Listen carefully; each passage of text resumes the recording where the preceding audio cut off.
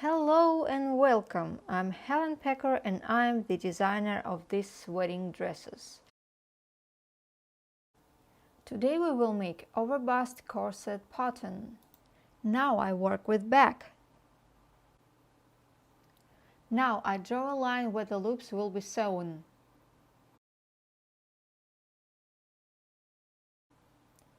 I made a wide tilt. You can do it a little narrow it along the top line. In this drawing, the top line is 8 centimeters. I finished the top line of the corset from point P4.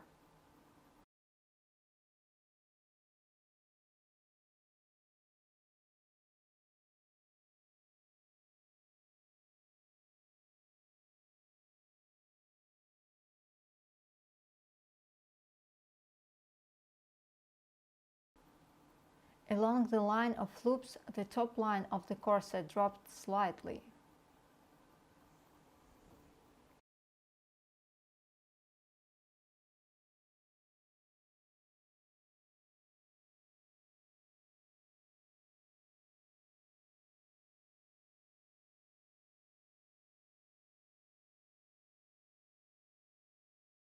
I need the seam through the bust point to have an aesthetically correct slope.